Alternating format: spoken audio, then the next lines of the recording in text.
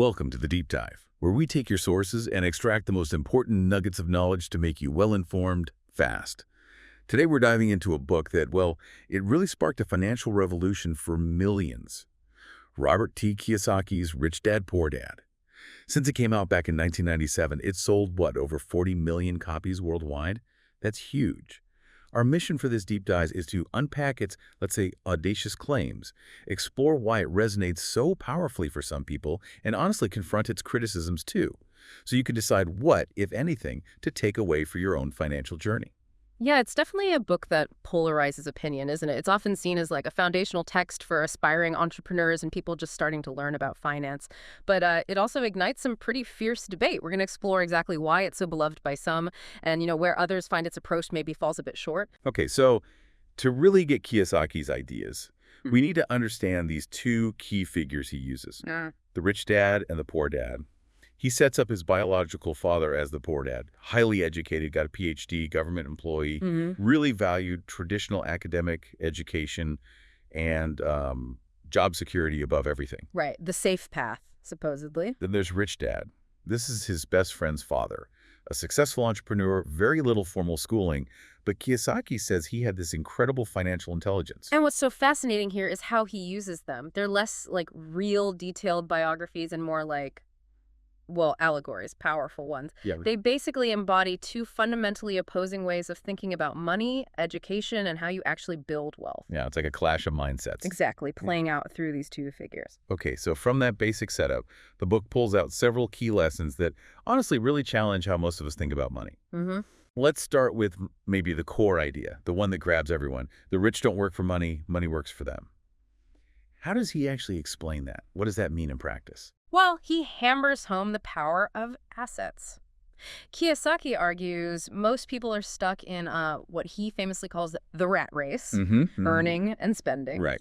You earn a salary, you spend it, rinse and repeat. The rich, though, they focus on building income streams from assets.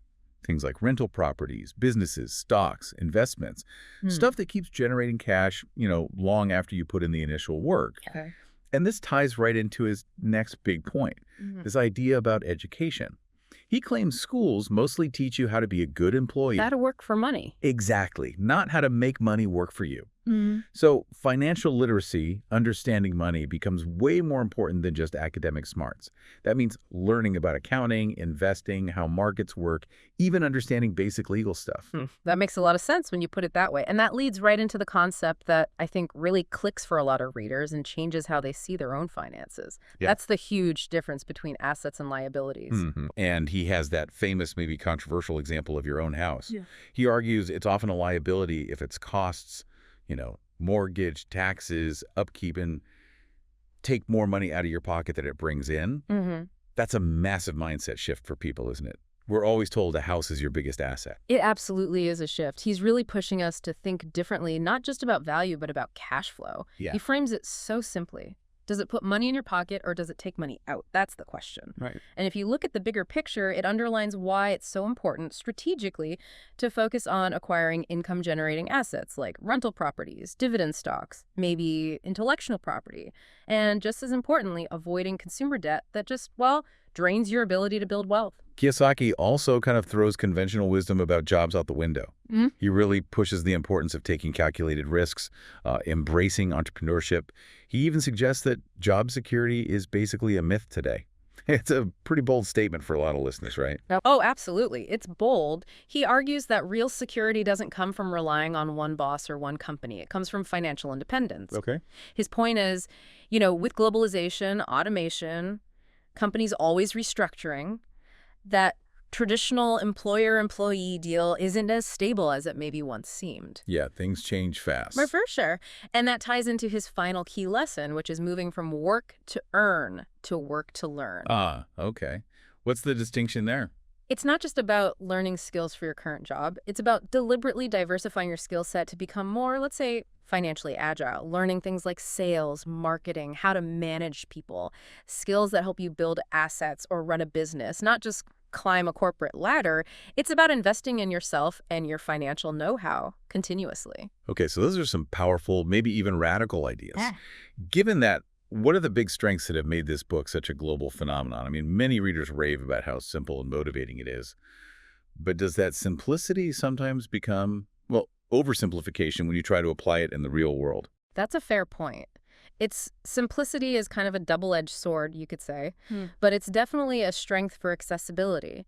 Using stories makes these, potentially complex financial ideas really easy for almost anyone to grasp. That's huge. Mm-hmm. And its focus on mindset, that's a massive strength too. It really encourages self-belief, having the courage to take smart risks, and fundamentally shifting how you look at money and wealth.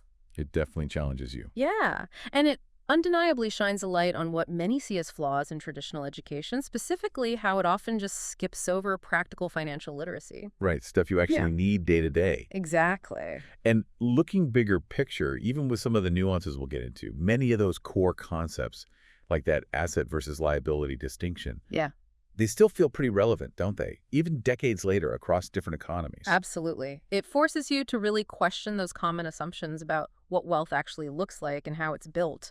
Okay, but let's pivot. While it's clearly impactful, Rich Dad, Poor Dad definitely has its share of criticisms. We should dig into those too. A really common one is that it's quite philosophical. More why than how. It gets criticized for being short on like concrete steps or actual numbers you can use. What are the implications of that? Yeah, that's a really important critique. It does raise that question about oversimplification we touched on. Take the asset liability thing. It's presented very rigidly, almost black and white, but real world finance is usually much more nuanced, right? I mean, Mm-hmm. your primary home can be an asset in some ways, even if it doesn't generate monthly cash. Think appreciation, equity. Sure. The book kind of glosses over those complexities sometimes. And then there's the whole issue around it being anecdotal, maybe unverifiable. The Rich Dad character, it's pretty widely accepted now that he's likely a composite figure, or maybe even entirely fictional. That's led to some serious questions about the book's credibility. Does that actually undermine the core message for you? Well, it definitely makes it hard to view it as a straight-up memoir, that's for sure. But maybe it undermines the story more than the ideas. I mean, the concepts themselves, focusing on assets, financial education, they can still be valid and thought-provoking, even if the way they're presented is through a, let's say, stylized narrative. Okay. However, a more serious criticism, I think, points to some of the financial advice itself being potentially risky. The book strongly encourages taking risks, using leverage, using debt, which might not be the right path for everyone, especially if you're just starting out or don't have a safety net. That's a really important disclaimer. Absolutely. And we should be clear, we're just conveying the ideas in the book here, definitely not endorsing them as suitable financial advice for every single listener. It's crucial to remember Kiyosaki himself has had financial ups and downs too. Right, good context. Okay, so as we kind of start to wrap up this deep dive, let's nail down some of Kiyosaki's most memorable takeaways. He has those famous lines like, the poor and the middle class work for money. The rich have money work for them. That one really sticks. It does. It's powerful. And another one. It's not how much money you make, it's how much money you keep. Simple, but profound. Yeah, and maybe the ultimate message boils down to another quote. The single most powerful asset we all have is our mind. Yeah. He constantly brings it back to that shifting your mindset, developing what he calls that financial intelligence. Understanding cash flow. Right. Taxes, investing, the market, Yeah. continually learning how money actually works. So putting it all together, what does this mean for you, the listener? Where does Rich Dad, Poor Dad fit? It seems like it's widely seen as a really potent introduction to thinking differently about money, about financial literacy, maybe sparking an entrepreneurial mindset. Definitely. Seems especially helpful for, say, young adults just starting out, maybe aspiring entrepreneurs, or really anyone feeling kind of stuck in that paycheck-to-paycheck grind and wanting a way out. I agree. And this is a big but, it's crucial to get that it's not a complete A to Z guide for managing your money or investing. Right. More inspiration than instruction. Kind of. I mean, our source material actually gives it ratings, right? Financial depth gets a 3 out of 5. Okay. But not deep. And practical value, only a 2 out of 5. Wow. Okay. So, yeah, for the deep practical how-to stuff, how to actually invest, how to budget effectively, how to start that business, you absolutely need to follow up with more specific, detailed resources. That makes total sense. Treat it as a starting point, a motivator, Exactly. but it clearly does have a big impact. The overall impact rating is a strong 4 out of 5. So it really succeeds as that motivator for many people, getting them to rethink their whole approach to finances. No doubt. It challenges that conventional path, school, job, save a little, and pushes you to look beyond just employment towards building real lasting wealth. Yeah, and maybe as you reflect on this deep dive, think about that core challenge from Kiyosaki. How often are we taught just to earn money, but almost never taught how to truly keep it and, more importantly, how to make it grow? And maybe ask yourself, viewing things through his lens, what things in your life that you consider assets might actually be liabilities, quietly draining your resources? And how could just shifting that perspective maybe open up new possibilities for your own financial independence?